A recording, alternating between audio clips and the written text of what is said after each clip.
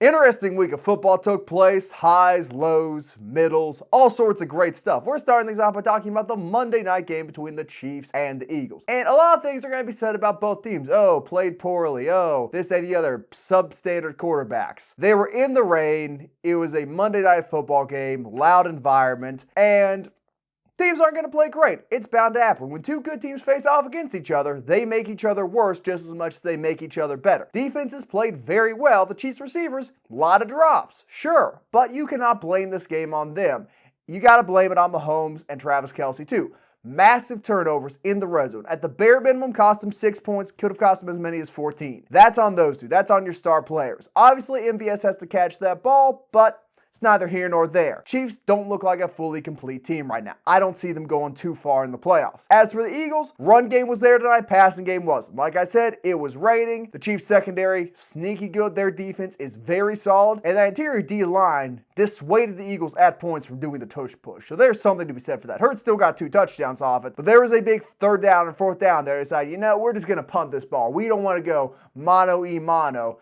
Kelce against Chris Jones. And I respect the Chiefs for that. I think they're going to be a fine team defensively.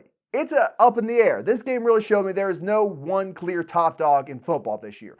A bunch of contenders, no truly dominant force though. Fine football game. The fantasy folks, not a big fan. I personally loved it though. Well, I think I'm probably going to sound like a major hater this week. We're now 10, 11 games into the season. We have a pretty good idea of what every team is good at, what every team is bad at. And first, I'm going to say this. The Chiefs are still the best team in the NFL with one major asterisk next to it. Their receivers are not very good, and the Eagles, on the other hand, they are the most talented team in the NFL. I think we saw through the first half that the Chiefs outplay the Eagles in basically every single facet. They have the better defense, they have the better coach, they're the better coach team, and they have the better quarterback. Major problem in the second half, whether it be a combination of the rain, the Chiefs receivers not having the best hands, Travis Kelce fumbling the ball in the red zone, that led to the Eagles winning. What the Eagles have that no other team in the NFL has is that they are at least average to above average at every single position in every single position group on the field.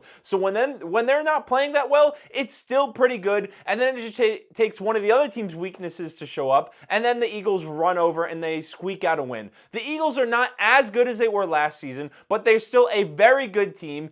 And I think we've seen their secondary be very weak at points this year. Last night, it was, in a weird way, it was their run defense that's been the best in the NFL that let Isaiah Pacheco run all over them. That's just how Isaiah Pacheco runs, though. An angry person. He's going to have a 5-year career, but he's going to get a lot more than he gives in that sense. He is going to get some good licks on defenses. It is hard to stop Isaiah Pacheco. But when it comes to the Eagles, they're not as good as they were last season, and they seem very beatable. I know Eagles fans will be out there, we're 9-1. We've beat the Chiefs. We've beat the Cowboys. We've beat all these good teams. But in all of those games, they've looked beatable. It is not inconceivable in the playoffs that the Cowboys take them down, the 49ers take them down, or the Lions take them down. Their secondary has not been good enough. On offense, they've been very good, but not quite as dominant as we saw last year. And I think that's what we've seen all season long. Very good team, but they do have weaknesses which may or may not be exploited in the playoffs. Yeah, crazy notion here. The NFL, the team or the league with the most parity, there's no clear-cut team. The Eagles, the best team in the NFL, might lose in the playoffs. A shocking assert. Best record in the NFL. 9-1, man. Your only loss is to the Commanders, correct? Like, who am I thinking of? No, the only loss is to the Jets, an equally pathetic team. Eagles are pretty good. They still should be the favorite to come out of the NFC. And in the Super Bowl, non-slick field, although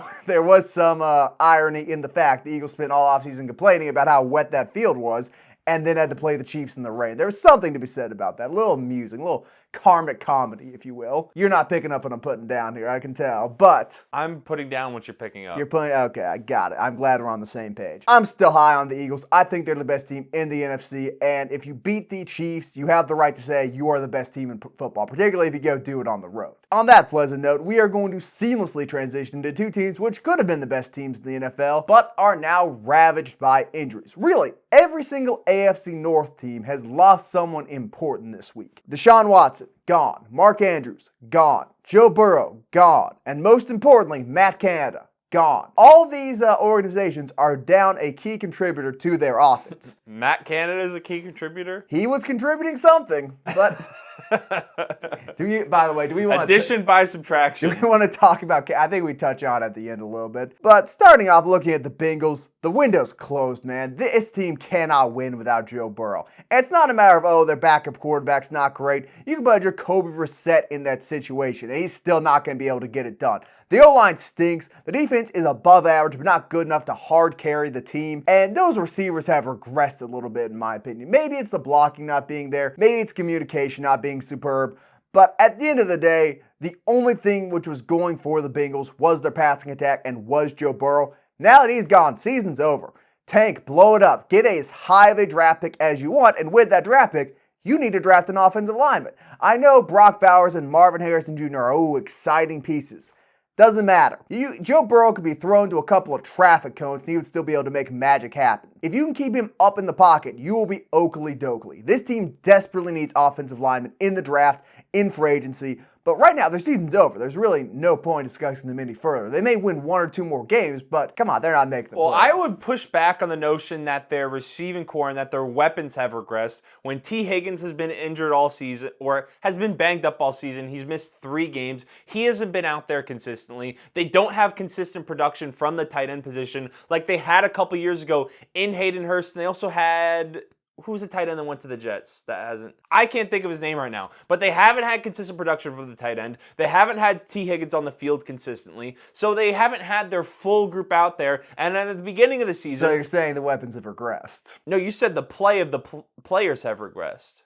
I'm just going to say the offense in general is less potent because the weapons haven't been as good as they were in the past. How about that? You made it sound like Jamar Chase and the level of the people out there. Jamar Chase has also not been as good as Jamar Chase. Well, a lot of that has to do with Joe Burrow being injured at the start of the season and now Joe Burrow being off of the field.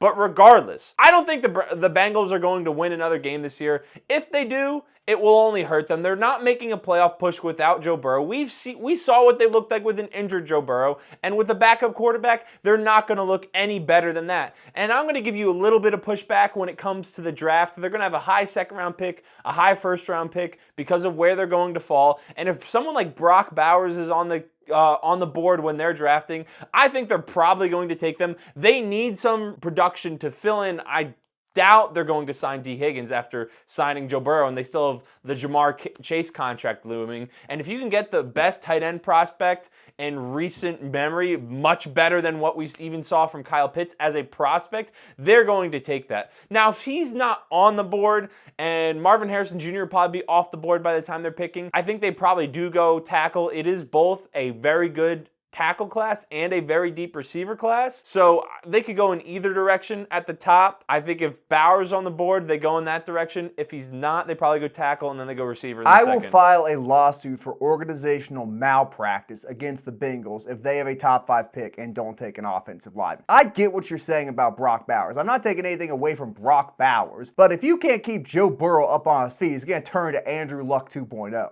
He almost is at that point already. Let's not make it any worse then. Unless you're going to do the Arthur Smith strategy of having Brock Bowers stay in, be a decoy, and block. Very good run blocker. Not quite as good as a receiver as he is, but still solid run blocker. Unless you're going to stick him on the edge every play and have him go at defensive end, you got to take a lineman. As for the Browns, you won a game. Big deal. I'm kind of backing away a little bit from the idea that, you're missing the playoffs now. You play in a injury-ravaged conference. You're going to play the Bengals without Joe Burrow. You got to play the Steelers. Those are games you kind of got to win if you got an elite defense. If they make the playoffs, they'll be flogged in the first round by a real team. A 2 seed is just going to dominate the Browns in the AFC. Maybe they sneak in, maybe they don't. My opinions have not changed. That offense did not look great. Scored 13 points against the Steelers. Took game-winning drives to get them in position to beat one of the worst offenses in the NFL. I don't really care. The Cleveland Browns are still the Cleveland Browns. Well, a little bit in the defense of DTR for just a smidge of a second. he did have to play the Ravens defense and the Steelers defense in his first 2 career starts. Not exactly easy defenses to play against when you're just getting your feet wet in the NFL. So I do feel a little bit bad for him on that front. But when it comes to the Browns, it feels a lot like, now the Steelers had their starting quarterback at this point in time. It feels like a bunch like a couple years ago with Ben Roethlisberger when they went 13-3 and then ironically lost to the Browns in the first round of the playoffs. Was it 13-3 or 13-4? 13-3. Okay, I thought it might have been the first 17-game year. They were 13-3. The Browns are going to wind up with a very good record based off the strength of their defense. But when it comes down to the playoffs, whoever they get matched up with, if it's a team that's hot and is rolling at the end of the season, they're going to roll through the Browns because the Browns offense is not quite good enough, not quite talented enough. Maybe they'll win 1 game, but I don't see this team and this offense stringing together 3 wins in order to get to the Super Bowl, unless they somehow finagle a first-round bye. But I don't see them stringing together 2 wins to get to the Super Bowl. Let's also not just say, oh, they're a guaranteed playoff team now. They've still got to win games down the stretch. The schedule got a lot easier, but at the end of the day, you're still rolling with a backup quarterback, so unfortunate circumstances can occur.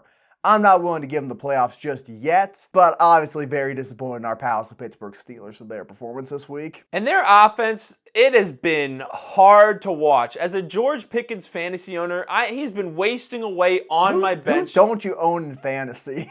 I have him on 1 team. I got 5 teams rolling. Jesus Christ, full-time manager.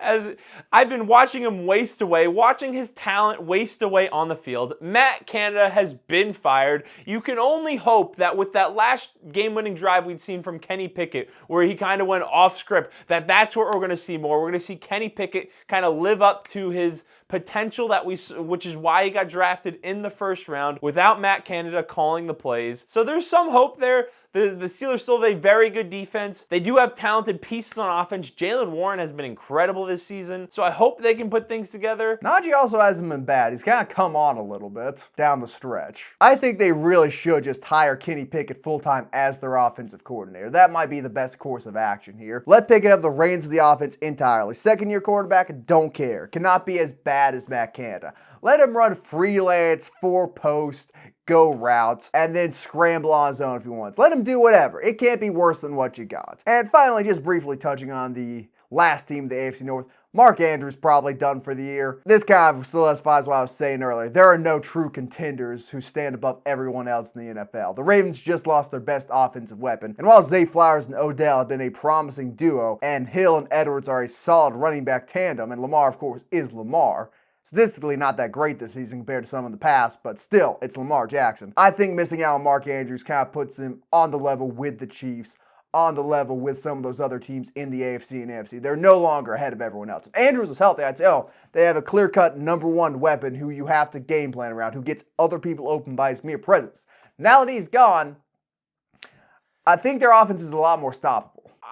You're kind of discrediting Isaiah Likely quite a bit. He was very productive last year in Mark Andrews' absence, and if Zay Flowers and Odell can continue to be productive, obviously it's a step down for Mark Andrews, one of the best tight ends in the NFL, but Likely is not all that bad, and when Lamar Jackson is healthy, you have a chance to win every single game. He's that type of quarterback. He is that good, especially with how good they've been on the ground. So as long as Lamar is healthy, as long as they can keep members of that backfield healthy, and Zay Flowers and Odell can stay relatively healthy, they have a chance to beat anyone still. I will say it does bring them down a notch, brings them down to earth a little bit. You're replacing a top 10 receiving threat in the NFL in healthy with Isaiah Likely, who is maybe a top 50 receiving threat in the NFL. Like, let's be serious here. There are tiers to this. Even that's probably being a little generous. But he was solid last year in Andrews' absence, so it's not like you're going from, you don't have a bum replacing him, is my point. Well, such is life. There are a lot of bums in many places. Many of which... Speaking of Detroit. Oh, wait. I like the Lions, man. I wish they'd lose some games. That'd be cool. I'm a Vikings fan. I think the Vikings conceivably could still snag the North. Looking a lot less likely after this week, but Now, the Lions... There's narratives going on here, and these narratives are hateful and spiteful, and have been concocted by the enemies of Dan Campbell, Jared Goff, and the city of Detroit. And I generally count myself among those enemies. I'm not too fond of Detroit, but at the same time, we don't need to call them frauds here. Saying, oh, they're 8-2, comparing them to last year's Vikings, who were winning every game by one score, talking about the different... Let's be serious here, folks. MCDC's a real head coach, Goff's a real quarterback, elite running back tandem, elite receiving threats, top 5 tight end. Can I get Aiden Hutchinson's a good football player, game-winning sack. I actually listened to a little bit of the Chicago Bears radio production crew today, talking about how Aiden Hutchinson was a bum who wasn't going to be on the team in 4 years. That gave me a good laugh.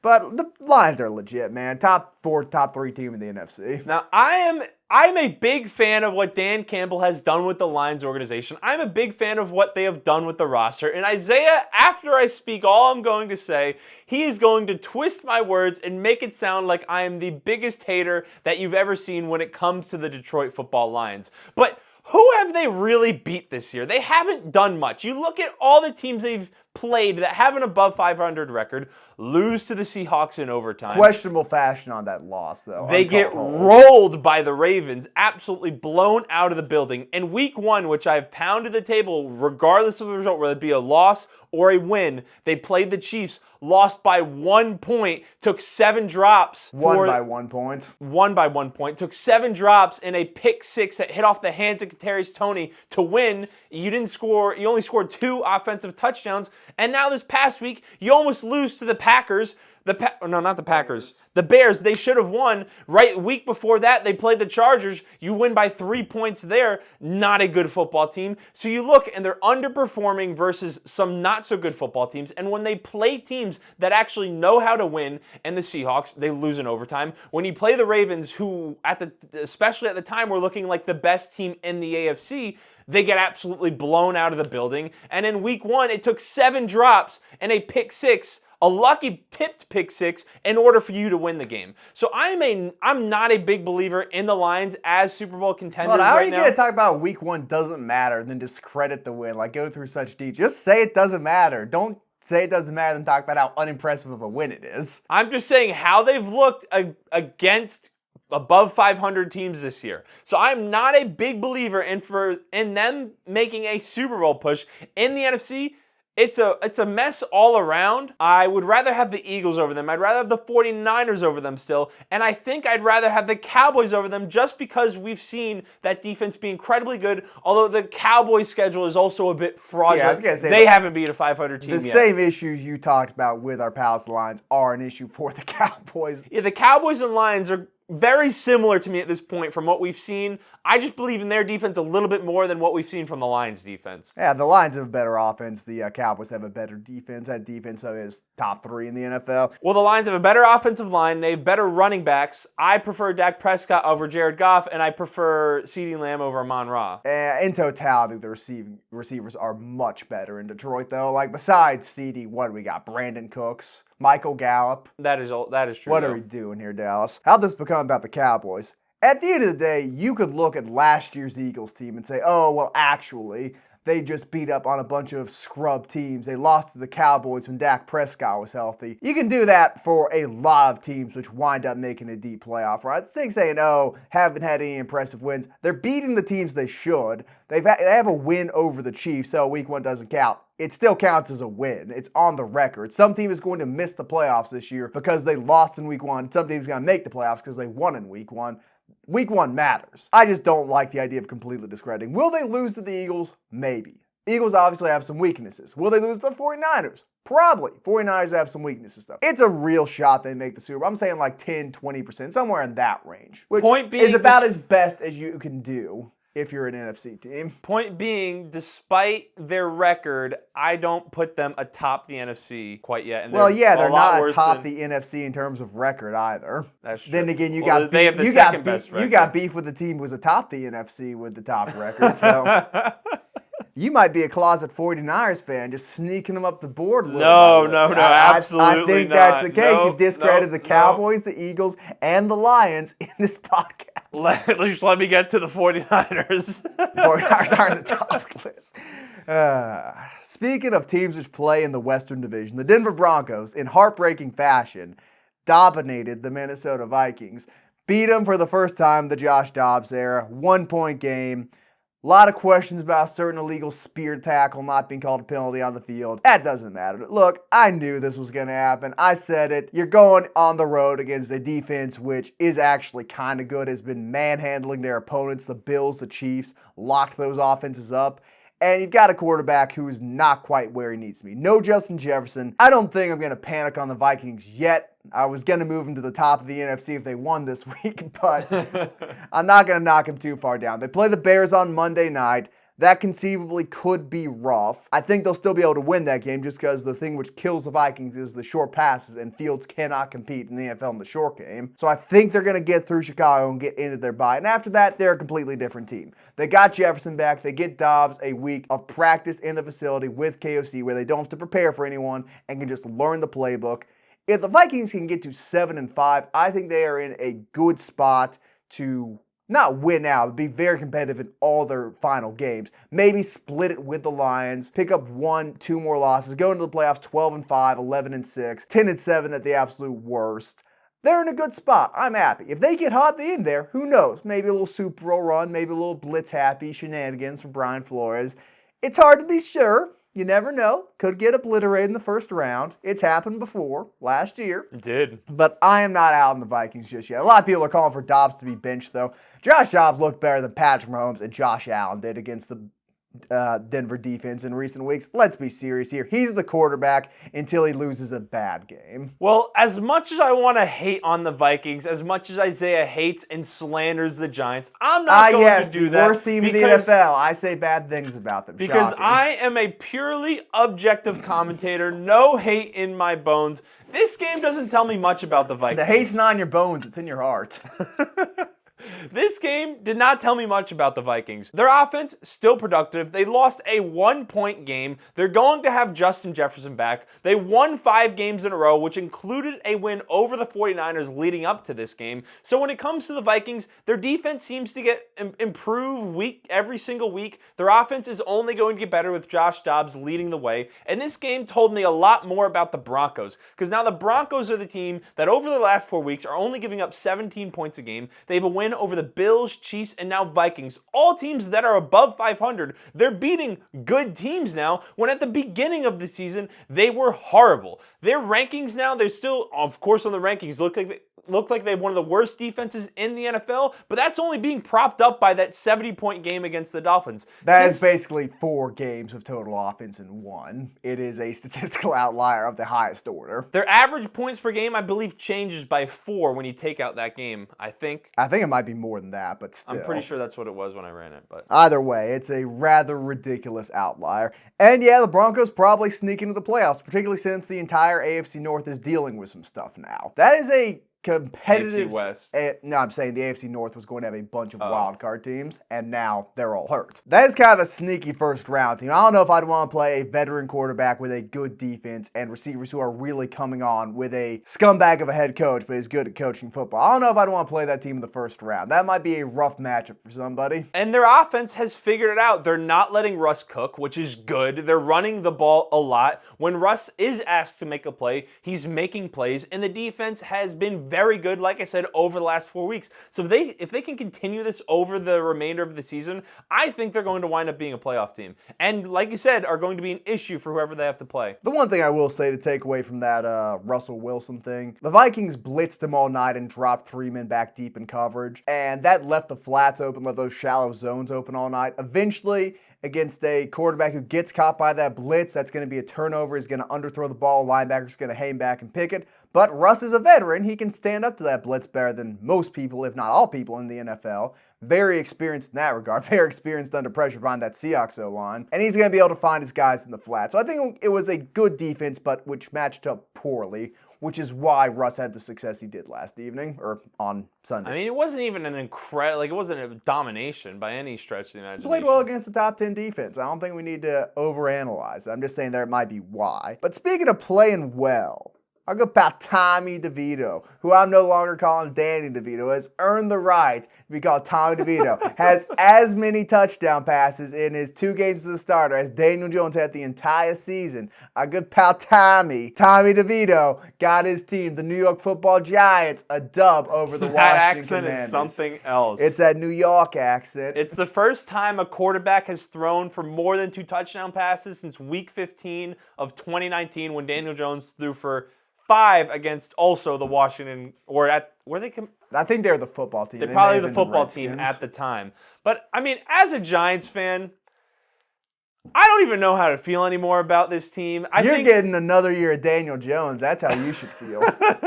This game, I think Isaiah is going to deny it. This game proves that Brian Daboll is a very good football coach with an undrafted rookie free agent quarterback behind one of the worst offensive lines in football. That line was low-key cooking, though.